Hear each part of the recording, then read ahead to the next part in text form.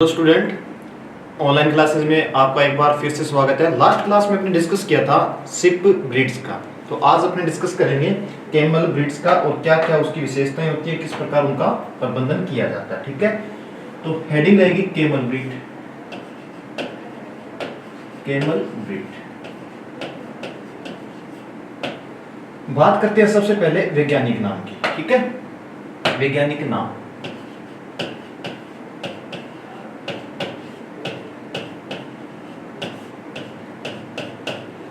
वैज्ञानिक नाम की बात करेंगे तो आपको सबसे पहले पता होना चाहिए कि दो प्रकार के ऊंट है जो अपने मुख्यतः पाए जाते हैं। ठीक है ना, बात करते हैं सबसे पहले एक कुबड़ वाला, सिंगल हम, एक कुबड़ वाला, और दूसरा होगा दो कुबड़ वाला। कुबड़ यानी जिसे हम कहते हैं, ठीक है ना, सामान्य भाषा में जिसे थुई कहा जाता है, ठीक है ना, उसकी बात करते हैं। तो एक कुबड़ वाले का जो वैज्ञानिक नाम होगा वो होगा कैमेलस, कैमेलस ड्रोमेडेरियस, ड्रोमेडेरियस। ठीक है, अब बात करते हैं दो कुबड़ वाले की। इसका होगा कैमेलस, कैमेलस बैक्ट्रेनस, बैक्ट्रेनस। ये तो हो गया इनका जूलॉजिकल नेम। ठीक है, याद किस प्रकार करोगे, कभी कंफ्यूज हो तो दो दो मतलब 1 2, एक के बाद में दो आता है। ठीक है, तो यहाँ पे देखो बैक्ट्रेनस यानी बी, एक के बाद में क्या आया बी, एक के बाद में क्या आया बी। तो इस प्रकार आप याद कर सकते हो कि दो कुबड़ वाला यानी 2 नंबर पे आता है, तो बी से बैक्ट्रेनस आप बना सकते हो। तो आप आसानी से इसको याद कर सकते हो, कभी भी इसमें कंफ्यूज नहीं होंगे आप। ठीक है, अब बात करते हैं कुल की। अभी तक जितने भी अपने एनिमल्स पढ़े थे वो पढ़े थे अपने कौन से, बोविडी कुल के। ठीक है ना, तो इसका कुल या परिवार की बात करें कुल, तो इसका कुल होता है कैमेलिडी, कैमेलिडी,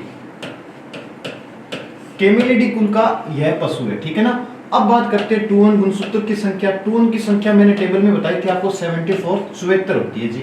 और नस्लें, मान्य प्राप्त नस्लें कितनी बताई थी मैंने, नस्ल, तो मान्य प्राप्त नस्लें वर्तमान समय में 9 है। ठीक है ना, मान्य प्राप्त नस्लें वर्तमान समय में कितनी हैं, उनकी 9 नस्लें हैं। ठीक है, अब बात करते हैं कुछ बेसिक इसके जो कंसेप्ट है उनकी। एक तो आएगा NRC on camel, NRC on camel यानी national research centre on camel. ठीक है, जिसे आप कह सकते हो राष्ट्रीय ऊष्ट अनुसंधान संस्थान, लिख देता हूं मैं, राष्ट्रीय ऊष्ट या ऊंट भी कह सकते हो आप। ठीक है ना, अनुसंधान संस्थान।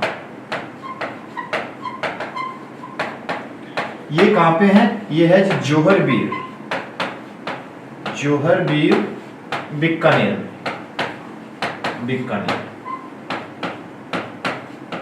अब इसकी स्थापना भी आपको याद रखनी होगी। तो इसकी स्थापना हुई थी 5 जुलाई 1984 को, 1984 को इसकी क्या हुई थी, स्थापना हुई थी। तो कुछ बेसिक चीजें हैं, आप एक बार थोड़ा सा देख लीजिए इन्हें, उसके बाद में अपने आगे करते हैं।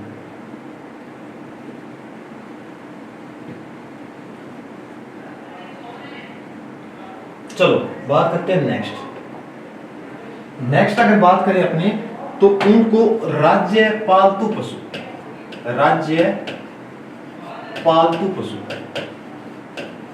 पालतू पशु कब घोषित किया गया। ठीक है, तो वर्ष 2014 के अंदर, वर्ष 2014 के अंदर ऊंट को राज्य पालतू पशु घोषित कर दिया गया। क्यों, क्योंकि भारी मात्रा में ऊंट की जो संख्या है, पॉपुलेशन है, उसके अंदर क्या हो रही है, कमी हो रही है। अगर बात करें वर्ष 2012, वर्ष 2012 और वर्ष 2019 के मध्य जो पशु गणना हुई थी, ठीक है ना, तो कितना अंतर आया था, -37,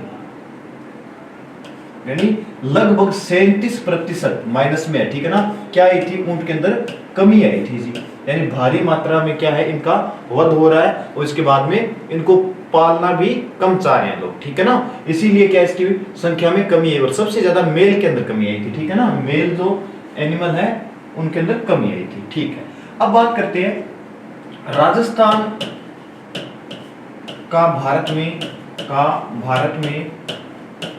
में ऊंट की संख्या में कौन सा स्थान है? ऊंट की संख्या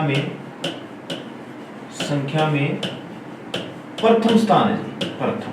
ठीक है, राजस्थान कौन सा प्रथम स्थान है, और कुल भारत का लगभग 85% यानी 85% जो ऊंट है उनकी जो संख्या पाई जाती है वो कहां पे पाई जाती है? अपने राजस्थान में ही पाई जाती है। लेकिन पाए कौन से जाते हैं? वो पाए जाते हैं राजस्थान में एक कुबड़ वाले,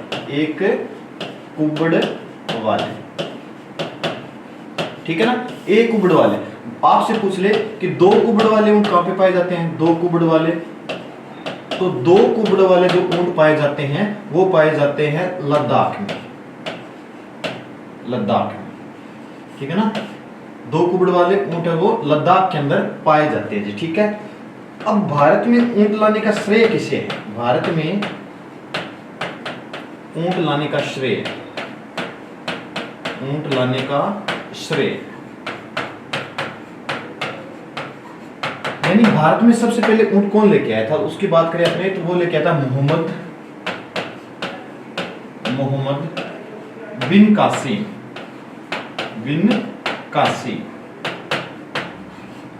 तो भारत में सबसे पहले ऊंट लेके आया था, वो लेके आया था मोहम्मद बिन कासिम। सुपरवाइजर के स्टूडेंट्स ध्यान रखना इस क्वेश्चन का, जेट में ऐसा प्रश्न नहीं पूछेंगे, चाहे आप मत याद करना, ठीक है ना।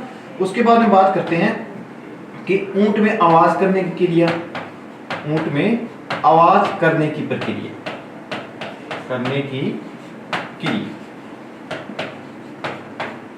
तो वो कराती है ग्रागलिंग, ठीक है ना, ग्रागलिंग कहलाती है, ठीक है। ऊंट में आवाज करने की क्रिया वो ग्रागलिंग कहलाती है, ठीक है। और ऊंट जब लक्षण प्रकट करता है किसके? ब्रीडिंग के, संकरण के, क्रॉस के, ठीक है ना, तो उसे क्या कहते हैं? ठीक है, तो चलो बात करते हैं, एक बार इसको देख रहा आप।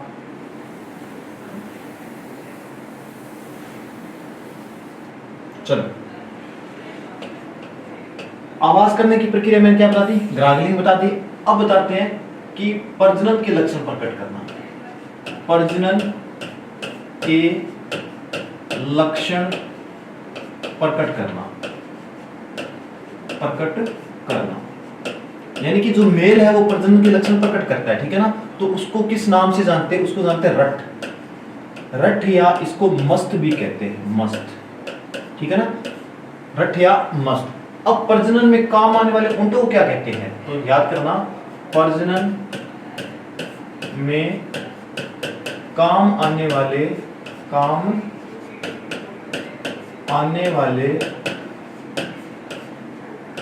नर को माही नाम से जाना जाता है, माही, ठीक है। किस नाम से? माही नाम से जाना जाता है।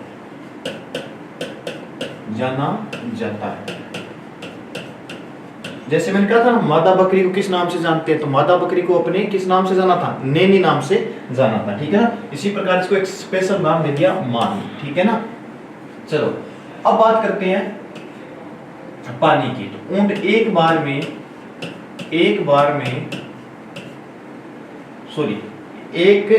दिन या प्रतिदिन कह सकते हैं, ऊंट एक दिन में 18 से 36 लीटर पानी पीता है, ठीक है। अगर यही आप 3-4 दिन तक पानी नहीं पिलाओगे, 3-4 दिन तक पानी न पिलाने पर बाद में यह एक बार में याद रखना इस बात को, एक बार में 135 लीटर तक पानी पी सकता है। 135 लीटर तक पानी पी सकता है, ठीक है। दोनों में डिफरेंस है, यानी कि पर डे की रिक्वायरमेंट की बात करें तो 18 से क्या होगा? 36 लीटर पानी होगा, ठीक है। लेकिन मान लो कि आपने 3-4 दिन तक ऊंट को पानी नहीं पिलाया, ठीक है ना, अब फिर उसको पानी पिलाओगे तो वो क्या एक बार में कितना पानी पी सकता है? 135 लीटर तक पानी पी सकता है। ठीक है, अब बात करते हैं कि शुष्क पदार्थ कितना चाहिए ऊंट को। तो बात करते हैं ड्राई मैटर या शुष्क पदार्थ की। शुष्क पदार्थ तो ऊंट को उसके शरीर भार का 1.5 से 2.0% यानी 1.5 से 2% उसके शरीर भार का, बॉडी वेट का क्या चाहिए, शुष्क पदार्थ चाहिए या देना चाहिए प्रतिदिन, शुष्क पदार्थ प्रतिदिन। ठीक है ना, प्रतिदिन। अब बात करते हैं नमक की मात्रा। तो ऊंट को प्रतिदिन 75 यानी 75 से लेके 150 ग्राम नमक की आवश्यकता होती है। नमक की आवश्यकता होती है। ठीक है, ये कुछ बेसिक चीजें थी। ठीक है ना, अब बात करते हैं कि एक ऊंट में ऊर्जा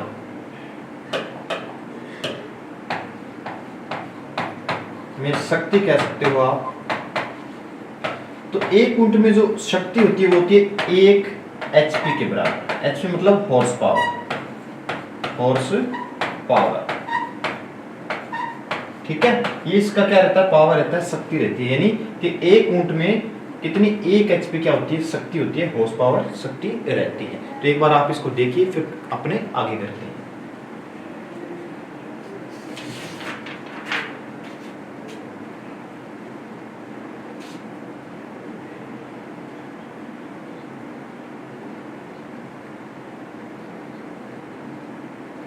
चलो अब बात करते हैं नेक्स्ट।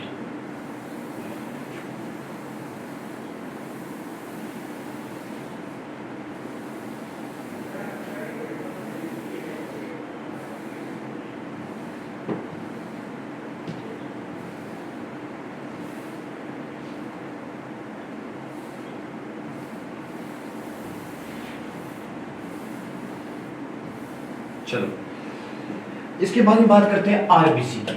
ठीक है, आरबीसी यानी रेड ब्लड सेल्स। ठीक है, इसके अंदर अपने क्या डिस्कस करेंगे कि जब भी कोई पशु पानी पीता है, ठीक है ना, तो पानी पीने के बाद में उसके आरबीसी का आकार हमेशा क्या होता है, बढ़ेगा।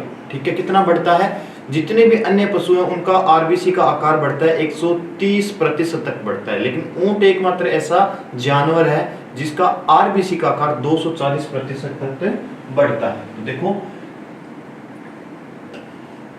ऊंट के पानी पीने के बाद, ऊंट के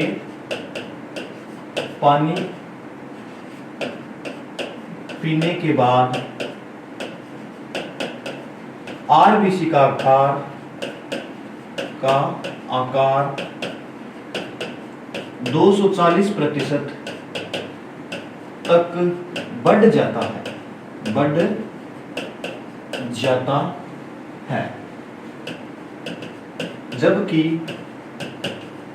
अन्य पशुओं में, अन्य प्राणियों में आरबीसी का आकार 130% बढ़ जाने पर आरबीसी फट जाती है, आरबीसी फट जाती है। ठीक है, तो ये भी इसकी क्या हुई, एक विशेषता हुई। अब है ऊंट 9 से 10 किलोमीटर प्रति घंटा की रफ्तार से चल सकता है। तो ये क्या हुई, इसकी एक औसत चाल की बात कर सकते हैं।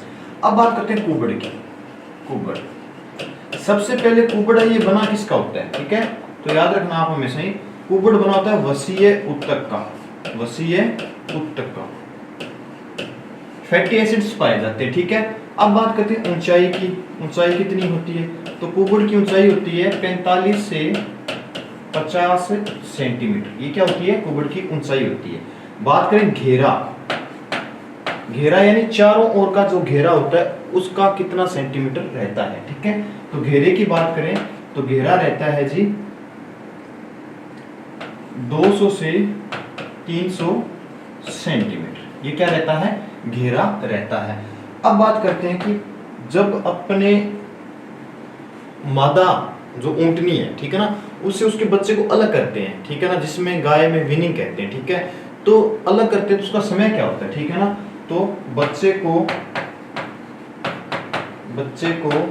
15 माह की उम्र में 15 माह की उम्र में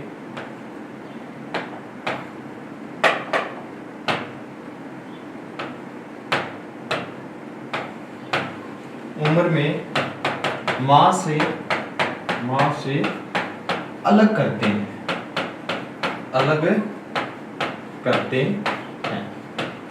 ठीक है। तो ये क्या है कि बच्चे को 15 माह की उम्र में क्या है, माँ से अलग करना चाहिए और फिर बाद में उसको पाला जाता है। ठीक है ना, एक बार थोड़ा देख लो आप इसे, उसके बाद में अपनी नेक्स्ट कुछ क्वेश्चन है उनकी बात करते हैं। ठीक है,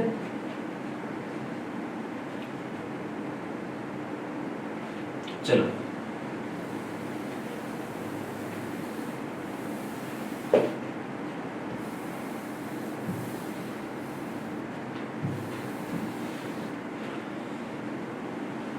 अब बात करते हैं वजन की, कितना वजन मेल का रहता है, कितना फीमेल का रहता है। ठीक है ना, सबसे पहले बात करें अपने तो फीमेल की यानी मादा की, उसके बाद में बात करते हैं नर की, उसके बाद में बात करेंगे नवजात की, नवजात।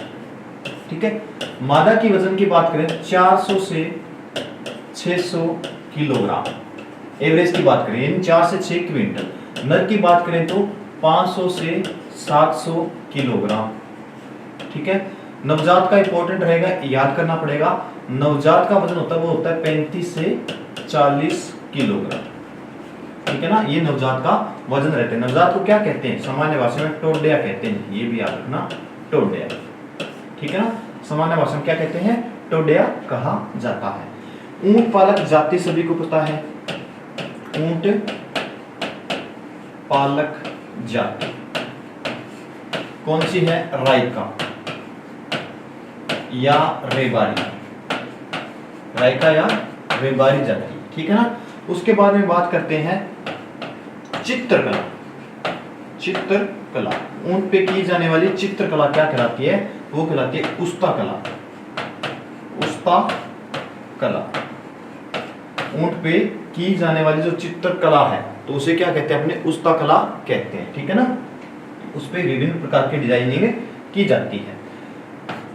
अब जो वसीय उत्तक होते हैं, जो कुबड़ होता है उसमें वसीय उत्तक पाए जाते हैं, उसका क्या कार्य होता है, तो वो होता है जी जो पानी ऊंट पीता है ना तो उसका ह्रास होने से रोकता है। ठीक है ना, क्यों, क्योंकि ऊंट है वो मोस्टली क्या राजस्थान में अपने पाया जाता है, तो यहाँ पे टेम्परेचर लगभग 40 से ऊपर ही रहता है, गर्मियों में भी 40, 42, 45 तक रहता है। उसमें क्या पानी का कम से कम ह्रास होने देता है, कौन, उसका कुबड़, क्योंकि उसके अंदर वसीय उत्तक है। ठीक है ना, और इसीलिए आसानी से ये क्या राजस्थान में सर्वाइव कर सकता है। और क्या बोल दिया उनको, रेगिस्तान का, सभी को पता है, रेगिस्तान का जहाज, रेगिस्तान का जहाज। ठीक है, अब जो ऊंट की जो खाल होती है उससे एक जलपात्र बनाया जाता है। ठीक है ना, ऊंट की खाल से बना जलपात्र,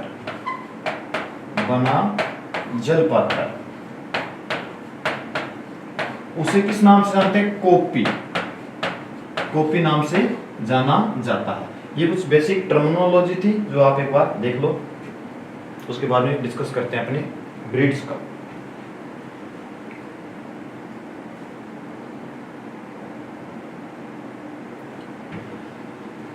चलो ठीक है, आप देख लेना इसको। ठीक है, बात करते हैं हम ब्रीड्स का, नस्लों का। ठीक है ना, चलो सबसे पहले जो आप ब्रीड देख रहे हो सभी पहचान गए हो देखते ही, कौन सी ब्रीड है, बीकानेर।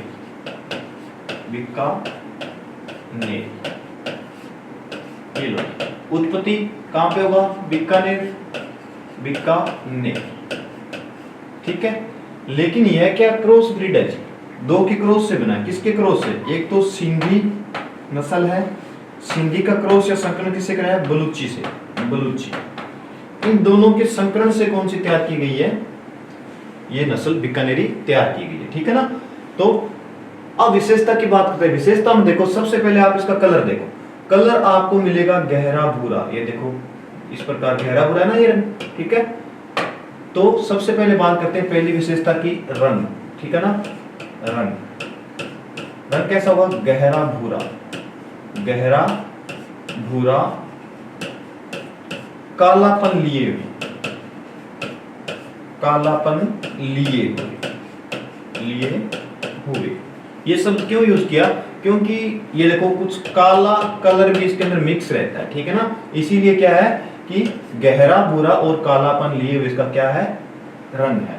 दूसरी विशेषता की बात करते हैं ऊंचाई की। इसकी ऊंचाई कितनी है? ऊंचाई होती है 10 से 12 फीट, ठीक है। ऊंचाई कितनी है? 10 से 12 फीट। और सबसे सुंदर नस्ल है जी, ये देखो दिखने में कितनी सुंदर नजर आ रही है। तो विश्व की सबसे सुंदर नस्ल, सबसे सुंदर नस्ल, विश्व की सबसे सुंदर नस्ल कौन सी है? बीकानेरी है।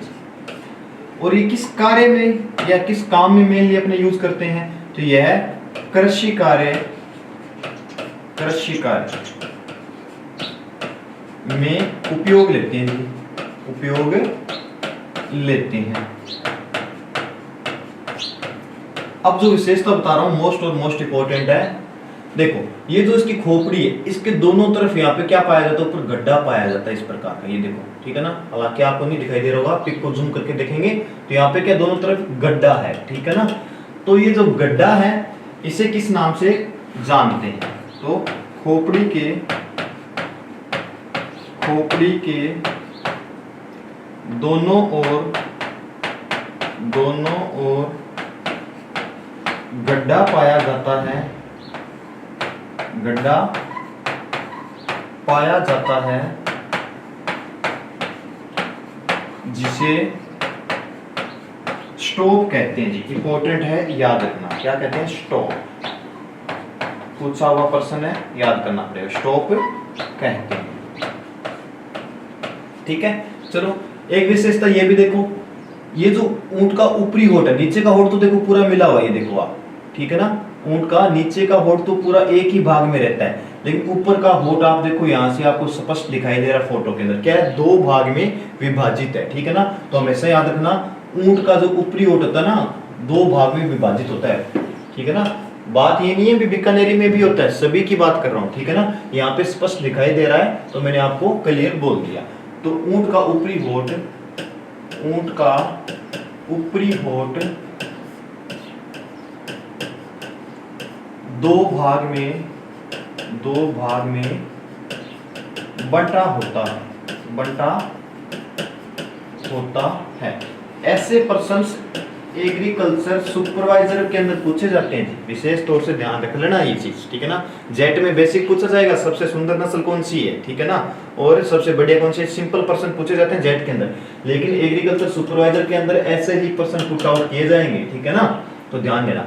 दूसरी विशेषता एक और देखो, इसकी जो आंख है, इसके ऊपर देखो जो पलके हैं, यहाँ पे देखो घने बाल पाए जा रहे हैं, दोनों तरफ आप देख सकते हो, ठीक है ना। घने बाल का पाया जाना, तो घने बाल बोलते हैं झींपड़ा, ठीक है ना। इसीलिए घने बालों का पाया जाना, इसको नाम क्या दे दिया? झींपराज, झींपराज, ठीक है। यानी कि पलकों पर, आंखों की पलकों पर और पूंछ वगैरह पर क्या घने बाल पाए जाते हैं, इसीलिए इसको नाम दे दिया झींपराज। यानी सुपरवाइजर में पूछ सकते हैं कि झींपराज नाम से ऊंट की कौन सी नस्ल को जाना जाता है, तो होगा आपका बीकानेरी, ठीक है ना। एक क्वेश्चन आपके माइंड में और होता होगा कि आपने सुना होगा कि प्रजातियां तो मैंने 9 बताई है, लेकिन उसमें तो बहुत सारी आती है। कच्छ भी प्रजाति है, ठीक है ना, उसके बाद में सॉरी नस्ल है, इसके बाद में बीकानेरी मेवाड़ी वगैरह होगी, ठीक है ना। तो आप 2 चीज में कंफ्यूज मत होना, मैं थोड़ा सा बता देता हूं आपको। आपने सुना है एक तो गोमट,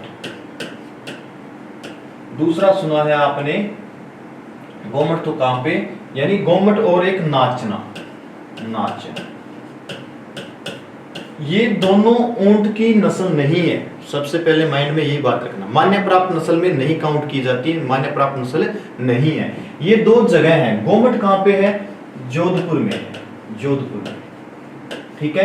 नाचना कहां पे है? जैसलमेर में, जैसलमेर में।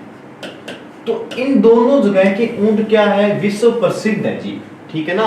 गोमट और नाचना के जो ऊंट है वो विश्व प्रसिद्ध है, न कि इसकी कोई नस्ल है मान्य प्राप्त, नस्लें नहीं है मान्य प्राप्त, ठीक है ना। जैसे मैंने कहा था वरुणा गांव, कहां पे? नागौर में। वरुणा गांव नागौर का था, वहां की बकरियां प्रसिद्ध थी, ठीक है। तो उसी प्रकार गोमट कोई भी नस्ल नहीं है ऊंट की, माइंड क्लियर रखना ये चीज। नाचना कोई भी ऊंट की नस्ल अभी तक नहीं है मान्य प्राप्त, ठीक है ना। ये दो जगह हैं जहां के ऊंट क्या है? फेमस है, प्रसिद्ध, ठीक है ना। चलो, ये अपना जो पहली ब्रीड थी, नस्ल थी, पूरी कंप्लीट हो गई है, ठीक है। आप इसके नोट्स बना लेना, ठीक है ना। बात करते हैं नेक्स्ट ब्रीड की। देखो जी, दोनों में डिफरेंस देखो। सबसे पहले तो इसका तो क्या था? गहरा भूरा रंग है, और इसका देखो ना हल्का भूरा रंग है, ठीक है ना। तो कौन सी नस्ल है हल्की भूरे रंग वाली? जैसलमेरी है, जैसलमेर, जैसलमेरी नस्ल तो है, ठीक है। उत्पत्ति कहां पे होगा? जैसलमेर ही होगा, जैसलमेर, ठीक है। बात करते हैं विशेषताओं की। विशेषता क्या क्या विशेषता रहती है? सबसे पहले रंग देखो कैसा है? हल्का भूरा। तो पहली विशेषता क्या होगी? रंग कैसा हो गया? हल्का भूरा, ठीक है। उसके बाद में बात करते हैं ऊंचाई की।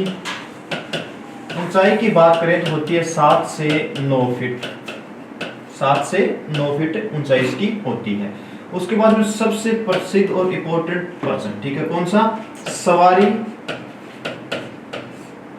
व दौड़ के लिए प्रसिद्ध, सवारी व दौड़ के लिए प्रसिद्ध, प्रसिद्ध ऊंट की कौन सी नस्ल है? जैसलमेरी है जी, ठीक है ना।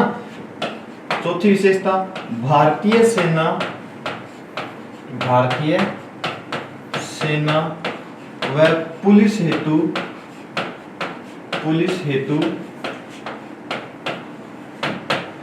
काम में ली जाती है, ली जाती है, ठीक है। क्यों? क्योंकि इनको आसानी से आप मतलब ट्रेनिंग दे सकते हो, ट्रेन कर सकते हो, ठीक है ना। लगभग 2.5 साल की उम्र में ऊंटों को ट्रेनिंग दी जाती है, ठीक है ना। तो सर्कस सवारी के लिए, दौड़ के लिए, आप सर्कस के लिए भी कह सकते हो, सर्कस, ठीक है ना। सभी के लिए कौन सी नस्ल प्रसिद्ध है? अपनी जैसलमेरी नस्ल है वो प्रसिद्ध है। इसके अलावा इसका कोई क्वेश्चन पुट आउट आपसे नहीं करेगा। चलो बात करते हैं नेक्स्ट ब्रीड की। नेक्स्ट ब्रीड देखो, पिक थोड़ी साफ नहीं आई, लेकिन इसकी एक विशेषता थी, यही मिली थी, इसीलिए ये मैंने डाउनलोड की। तो कौन सी नस्ल है? मेवाड़ी, मेवाड़ी। उत्पत्ति मेवाड़, मेवाड़ आप सभी जानते हो, कौन सा? उदयपुर, चित्तौड़, भीलवाड़ा जो क्षेत्र है वो कौन सा है? मेवाड़ क्षेत्र है। बात करते हैं विशेषता की। विशेषता, विशेषता सबसे इंपॉर्टेंट एक ही विशेषता है जो पूछते हैं, इसका नीचे का होठ देखो आप कैसा हुआ है? लटका हुआ, ठीक है ना। बस यही प्रश्न पूछा गया है, सबसे इंपॉर्टेंट यही है।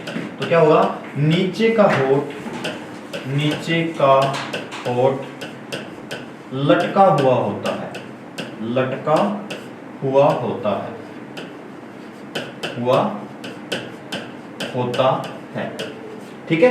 आराम से आप देख सकते हो इस पिक्चर के अंदर, ठीक है ना। तो ये क्या इसकी मेन विशेषता? नीचे का होठ क्या है? लटका हुआ होता है। इसके बाद में चाल की बात करें तो 3 से 5 मील प्रति घंटा चल सकते हैं, ठीक है ना। 3 से 5 मिनट प्रति घंटा चल सकते हैं, ठीक है। अब बात करते हैं कि किस काम में आते हैं। तो ये मुख्यतः कृषि कार्य, कृषि कार्य व बोझा ढोने के काम आते हैं, व बोझा ढोने के काम आते हैं, काम आते हैं, ठीक है ना। उसके बाद में इनका दूध उत्पादन भी रहता है, जो फीमेल रहती है, सी कैमल रहती है, तो लगभग 3 से 4 लीटर पर डे जो सी कैमल है उनसे क्या है? अपने दूध प्राप्त कर सकते हैं, ठीक है ना। तो ये इसके लिए मुख्यतः पाली जाती है। अगर वैसे बात करें मेवाड़ी की, तो ये भी एक क्रॉस ब्रीड है। किसके क्रॉस? यानी पंजाब की लोकल नस्ल से क्रॉस है। किसका संकरण? ये पंजाब की लोकल नस्ल, लोकल नस्ल के संकरण से तैयार की गई है, संकरण से, ठीक है ना। तो इसके अलावा इन ब्रीड्स में से आपसे कोई ज्यादा क्वेश्चन नहीं पूछेगा। विशेषताएं मेन मैं बता देता हूँ। सबसे पहले अगर बीकानेरी की पूछे तो उसकी एक ही विशेषता है, सबसे सुंदर नस्ल है और कृषि कार्य हेतु काम में आते हैं, ठीक है ना। उसके बाद में फलकों पर पूंछ पर घने बाल पाए जाते हैं, इसीलिए इसको किस नाम से जानते हैं, झीपराज नाम से भी जाना जाता है, ठीक है। दूसरी बात की थी अपने जैसलमेरी की। जैसलमेरी के अंदर आपको यही याद रखना है कि भारतीय सेना के लिए और सर्कस के लिए प्रसिद्ध है। उसके बाद में रंग हल्का भूरा होता है, ठीक है ना। ये दो विशेषताएं पूछी जाती है। और मेवाड़ी की सबसे इंपॉर्टेंट विशेषता एक ही थी, कौन सी, कि इसके नीचे का होठ क्या है, लटका हुआ होता है, जो क्या इसकी विशेष पहचान है। तो कैमल ब्रीड अपनी यहाँ पे कंप्लीट है। चलो नस्लें तो अपनी कंप्लीट हो चुकी है। अब जो लास्ट टॉपिक रहा है वो अपने डिजीज का है, ठीक है ना। तो हेडिंग दे देना ऊंट की बीमारी, ठीक है, ऊंट की बीमारी।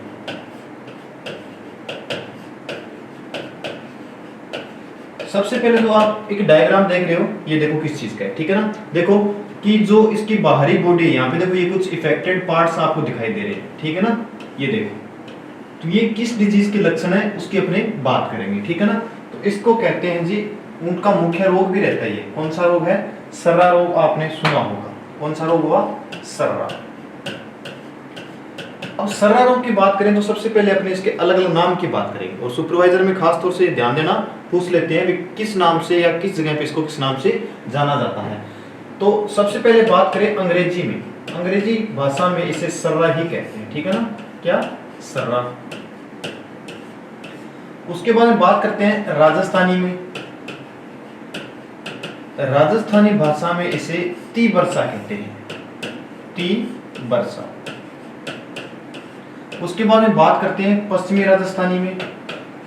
पश्चिमी राजस्थान में, पश्चिमी राजस्थान में इसे कौन सा कहते हैं, गलतया कहते हैं, गलतया, ठीक है। और बात करें हिंदी में, हिंदी में इस रोग को सड़ा नाम से जाना जाता है, सड़ा। अब देखो ये अलग अलग टर्म्स क्यों यूज की, ठीक है ना। तो तीबरसा तो इसलिए यूज किया क्योंकि यह रोग ऊंटों में 3 वर्ष तक लगातार चलेगा जी, 3 वर्ष तक इसका प्रभाव रहता है, ठीक है। गलते यानी वो स्किन को गलाने लग जाता है, ठीक है ना, इसीलिए इसका नाम क्या रख दिया, गलते रख दिया। अब आप देख रहे हो सड़ा, तो जो गला हुआ भाग है उसमें क्या है, सड़ने जैसी सुगंध आती है, बदबू आने लगती है, ठीक है ना, सड़ जाता है यानी बदबू मारने लगता है वो भाग, ठीक है ना, इसीलिए इसको इस नाम से जाना जाता है। अब जो महत्वपूर्ण रहेगा अपने एग्जाम की दृष्टि से उसकी बात करते हैं, ठीक है ना। तो इसका पूछा जाता है रोग कारक, रोग कारक।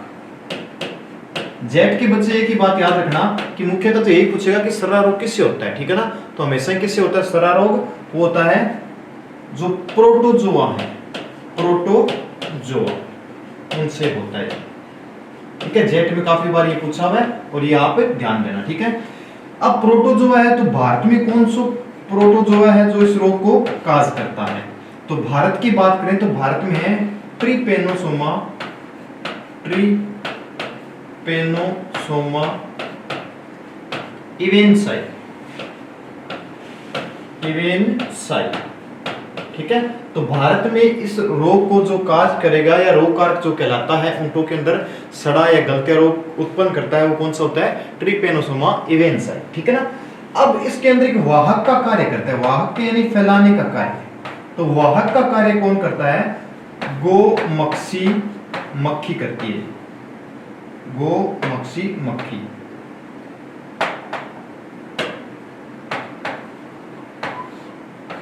मक्खी, ये मक्खी क्या करती है, इसको आगे फैलाने का कार्य करती है, ठीक है ना। तो बेसिक ये अपने देख लो कि भारत में तो प्रोटोजोआ कौन सा, ट्रिपेनोसोमा इवेंसाई है, वाहक का कार्य कौन सी करी है, गोमक्षी मक्खी करी है। अन्य नाम मैंने बताई दिए, इनकी विशेषता भी बता दी। और ये देख रहे हो जो ये खुजली के निशान कह सकते हैं अपने तरीके से, ठीक है ना, मतलब कि इस भाग को सड़ा रहे हैं, इस पार्ट्स को देखो आप पूरे बॉडी पे यहाँ पे, ठीक है ना। तो ये कौन सा हो गया आपका रोग, सर्रा रोग हो गया, ठीक है। अब बात करते हैं कि विदेशों में भी इसका कोई रोग कारक होगा फिर तो, ठीक है। तो सबसे पहले बात करते हैं विदेशों में। विदेशों में बात करूं मैं इसके रोग कारक की, रोग कारक तो प्रोटोजोआ ही रहेगा, लेकिन कौन सा प्रोटोजोआ वो देखो आप। इसमें रहेगा ट्रिपेनोसोमा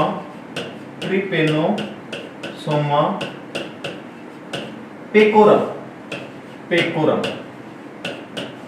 सुपरवाइजर के बच्चे इस क्वेश्चन का ध्यान देना, जेट में इतना डीप नहीं पूछेगा, ठीक है ना। आप जेट वाले तो बस किससे होता है, प्रोटोजोआ से होता है। कौन सा प्रोटोजोआ, ट्रिपेनोसोमा इवेंसा, इतना ही याद करना, ठीक है ना। लेकिन एग्रीकल्चर सुपरवाइजर वाले इसको खास तौर से पढ़ लेना, ठीक है ना। अब इसमें भी वाहक का कार्य कौन सा करेगा, इसमें करता है काल भक्षी मक्खी, ठीक है ना। वाहक मतलब फैलाने का कार्य, उसमें कौन सी कर रही थी, गो मक्खी मक्खी कर रही थी, इसमें काल भक्षी मक्खी कर रही है, दोनों का अलग अलग है, ठीक है ना। अब खोजकर्ता कौन थे इसके, खोजकर्ता यानी इस रोग के खोजकर्ता कौन थे, ये भी आपको याद रखना पड़ेगा। खोजकर्ता की बात करूं तो इसके थे ग्रिफ्थ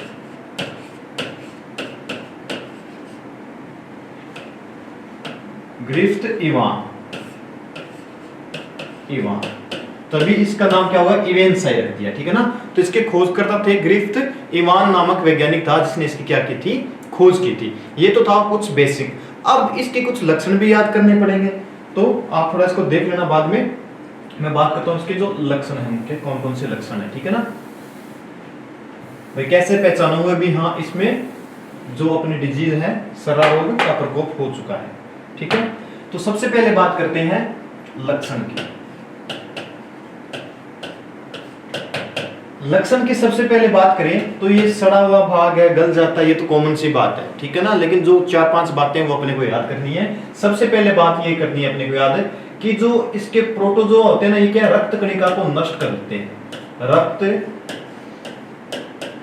कणिका को नष्ट कर देते हैं, नष्ट कर देते हैं। यानी जो कीटाणु है ना ये प्रोटोजोआ वाले, ये क्या करेंगे कि जो इसकी ब्लड सेल्स है कैमल की, उस पर अटैक करते हैं, उनको नष्ट कर देंगे, ठीक है ना। सुपरवाइजर के लिए सारी विशेषताएं इंपॉर्टेंट है, जेट वाले मत पढ़ना इनको, ठीक है ना। बस आपको याद करनी पड़ेगी सुपरवाइजर में, ठीक है। दूसरी बात करें तो जो मादा होती है उसका गर्भपात हो जाता है, मादा का गर्भपात हो जाता है, गर्भपात, ठीक है। और गर्भपात रोग तो आता ही है, संक्रामक रोग कहते हैं जिसे, ठीक है ना, ब्रूसेलोसिस कहते हैं, वो अपने डिस्कस करेंगे आगे जो डिजीज आएंगे अपने, ठीक है ना, उसके अंदर, ठीक है।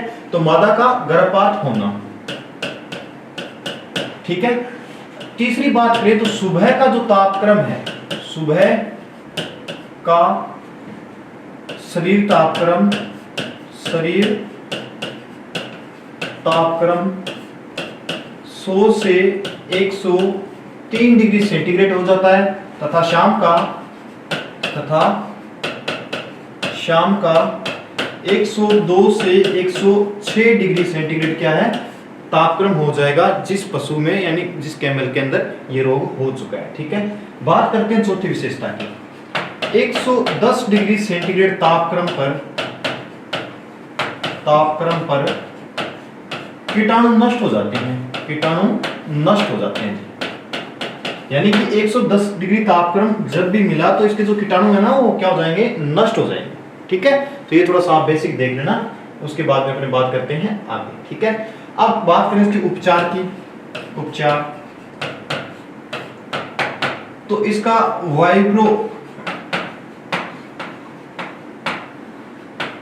वाइब्रो फार्मा की वैक्सीन आती है, ठीक है ना। वाइब्रो फार्मा की जो वैक्सीन है उसकी लगभग 2 से 6 ग्राम मात्रा है, उसका उपयोग क्या है, इसके घावों के ऊपर लगाना चाहिए या करना चाहिए, ठीक है। उपचार के अंदर ज्यादा नहीं है, ठीक है ना। तो ये बेसिक कुछ चीजें आप जो अपने सर्रा रोग है उससे रिलेटेड वो आप देख लें, ठीक है ना। चलो बात करते हैं नेक्स्ट डिजीज समझ गए हैं सभी कौन सी रहेगी, वो रहेगी खुजली। हिंदी में खुजली वैसे कहते हैं, अंग्रेजी में क्या कहेंगे इसे, अंग्रेजी में कहते हैं जी मेंज, ठीक है। उसके बाद में बात करते हैं राजस्थानी में या राजस्थान में। उसके बाद में बात करते हैं जो अपने गुजरात में या सॉरी सिंध में, सिंधी भाषा में, सिंधी में किस किस नाम से जानते हैं, ठीक है। अंग्रेजी में मेंज बोल दिया, हिंदी में खुजली बोल दिया, राजस्थानी में इसे क्या कहते हैं, पांव कहते हैं जी, पांव। ठीक है, उसके बाद में सिंधी भाषा में इसे गार नाम से जाना जाता है, गार। ये अन्य नाम सुपरवाइजर वाले याद रखना, एजीएस वाले, ठीक है ना, तो याद रखना। ठीक है, अब देखो ये देखो खुजली कुछ इस प्रकार रहती है, ठीक है ना, पूरे जो शरीर पे है, ये देखो आप छोटे छोटे छोटे छोटे किस प्रकार के धब्बे देख रहे हो ना, ये खुजली जैसे निशान। ठीक है, तो ये किसके लक्षण है, ये लक्षण है जी, ये देखो पूरा भाग जैसे मतलब कट हो गया हो। ठीक है ना, क्यों, क्योंकि खुजली ज्यादा आती है और उससे क्या होता है कि पशु है ना जो अपना शरीर क्या है, दीवार है, तो वहां पे क्या उसको स्पर्श करता है। ठीक है ना, खुजली कम करने के लिए, तो उससे क्या ये रक्त के धब्बे इस प्रकार बन जाते हैं। ठीक है ना, तो ये कौन सा है, खुजली रोग है। ठीक है, चलो बात करते हैं होता किससे, ये होता है जी माइट्स के द्वारा होता है। ठीक है ना, किसके द्वारा होता है, माइट्स के द्वारा, माइट्स, जिसे ब्रूथी कहते हैं, ब्रूथी। ठीक है, कौन सी ब्रूथी है, याद रखना नाम, सर्कोटिप्स केमेलाई, केमेलाई। इस नामक ब्रूथी से क्या है, ये अपने जो कह सकते हैं खुजली रोग होता है वो ऊंटों के अंदर होता है। ठीक है ना, अब इसका नियंत्रण कैसे करोगे, तो इस पे वही है कि आप पे कोई भी पेस्टिसाइड होता है जो अपने खेतों में काम में लेते हैं, उसका लिक्विड होता है ना, लिक्विड फॉर्म का, तो उसको परसेंटेज मात्रा मिला के आप क्या इसका छिड़काव करो। किस जगह छिड़काव करोगे, एक तो जहाँ पे घाव के निशान है वहां पे कीजिए आप, उसके अलावा जो फर्श है आसपास जहाँ पे आप ऊंट प्रबंधन कर रहे हो, ऊंटों को बांध रहे हो। ठीक है ना, क्यों, क्योंकि वहां पे ये ब्रूथी है, माइट्स काफी संख्या में होती है और इनको मारना है। ठीक है ना, तो इनको आप पेस्टिसाइड से मार सकते हो। ठीक है ना, आसानी से। ठीक है, तो 50% अगर बात करें उपचार की, तो 50% मेलाथियान, मेलाथियान का 1% घोल का 1% घोल का छिड़काव करें, घोल का छिड़काव करें, छिड़काव करें। और ये सभी को पता ही है, मेलाथियन जो है वो सब्जियों के लिए सबसे सेफ माना जाता है पेस्टिसाइड। ठीक है ना, हाँ, इंसेक्टिसाइड, इंसेक्ट वगैरह को नष्ट करने वाला। ठीक है ना, चलो अब बात करते हैं दूसरे की बात करें, तो इसके अलावा आप दूसरा उपचार कर सकते हो 0.5% लिंडेन, लिंडेन, जो लिंडेन है पेस्टिसाइड, उसका भी आप छिड़काव कर सकते हो। ठीक है, तो उस कुछ प्रकार के ये अपने जो पेस्टिसाइड्स है, इंसेक्टिसाइड्स है, इनका भी अपने यूज कर सकते हैं, लेकिन मात्रा कम होनी चाहिए। ठीक है, और दूसरी बात ये भी याद रखना कि जहां पे आपने छिड़काव किया है उस जगह तुरंत कभी भी केमल को या पशु को नहीं बांधे। क्यों, क्योंकि कुछ की हैबिट्स होती है जो भूमि को क्या है, मिट्टी वगैरह क्या है, वो उस सुगंध से उसको मतलब खाने का प्रयास करते हैं, तो वो उसका जो पेस्टिसाइड का इफेक्ट है वो उनके शरीर में जा सकता है और उसकी मृत्यु हो सकती है। इसीलिए जिस स्थान पे आपने छिड़काव कर दिया उस स्थान पे कम से कम 3-4 घंटे आपको पशु है वहां पे नहीं रखना है। ठीक है ना, चलो ये तो दोनों डिजीज कंप्लीट होगी। अब दो चीज थोड़ी सी और सुन लो आप, इंपॉर्टेंट रहेगी। ऊंट विकास योजना की बात करते हैं। ठीक है ना, इसकी ऊंट विकास योजना, ऊंट विकास योजना, ये सब शुरू कर दी थी 2 अक्टूबर 2006 को। ठीक है ना, 2 अक्टूबर 2006 को ऊंट विकास योजना शुरू कर दी। अब इस योजना के अंदर क्या था कि जब भी ऊंट का बच्चा पैदा हुआ तो उस पशुपालक को 10,000 रुपए दिए जाएंगे। ठीक है ना, कितने, 10,000 रुपए दिए जाएंगे। शायद 3 किस्त में थे। ठीक है ना, इतना थोड़ा सा मेरे माइंड में नहीं है, 3 किस्तों में होने चाहिए। ठीक है, लेकिन राशि कितनी थी, 10,000 रुपए की थी। ठीक है, क्यों, क्योंकि लगातार ऊंटों की संख्या में क्या है, गिरावट आ रही है। मैंने कल भी बताया था कि अगर वर्ष 2012 और वर्ष 2019 की पशु जनगणना का कंपेयर करें तो ऊंटों की संख्या में 37% तक कमी देखी गई है और सबसे ज्यादा मेल के अंदर देखी गई है। ठीक है ना, तो उसके बाद में बात करें कि कमी कहां, हर जगह हो रही है। ठीक है, राजस्थान में सर्वाधिक की बात करें कि राजस्थान में सर्वाधिक डिस्कस शायद नहीं किया था, तो जैसलमेर में, जैसलमेर। और सबसे कम की बात करें, कम है जी झालावाड़, झालावाड़।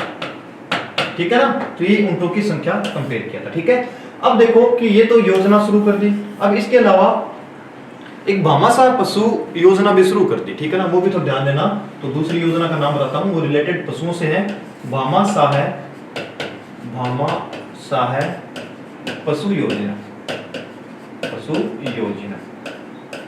ठीक है, भामाशाह पशु योजना 2016-17 के अंदर शुरू की गई है। 2016-17 के अंदर क्या है, शुरू की गई है, ठीक है। इसके अलावा जितनी भी राजस्थान गवर्नमेंट की जो अपनी स्कीम्स है, जेट के लिए इंपॉर्टेंट नहीं, सुपरवाइजर के लिए तो बहुत ज्यादा इंपॉर्टेंट है, उसकी स्पेशल क्लास लगेगी, चिंता मत करना, ठीक है ना। जितनी भी एलपीएम से संबंधित जो अपना सब्जेक्ट है उससे संबंधित जो भी अपने नए डाटा हुए, चाहे अपने स्कीम्स हुई, उसकी क्लास में स्पेशली करवाऊंगा, ठीक है ना, उसकी चिंता मत करना, ठीक है। अब एक ऊंट में प्रजनन की बात करते हैं कि ऊंट में जो प्रजनन का मुख्य जो टाइम रहता है वो कहता है, ठीक है ना। तो प्रजनन, ऊंट में प्रजनन वो मेनली एक तो नवंबर में और मार्च, ये दो टाइम क्या है मुख्यतः प्रजनन में काम लेते हैं, इसमें ज्यादा मतलब जो है ऊंट है वो प्रजनन करते हैं, ठीक है। और जो लक्षण प्रकट करते हैं प्रजनन के वो तो मैंने कल बता ही दिया था, रट या उसे मस्त कहते हैं, ठीक है ना।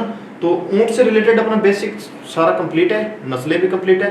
नेक्स्ट क्लास में डिस्कस करेंगे अपने पोल्ट्री से संबंधित, ठीक है। कोई भी आपको क्वेश्चन हो तो आप बेफिक्र कमेंट बॉक्स में कीजिए। Thank you.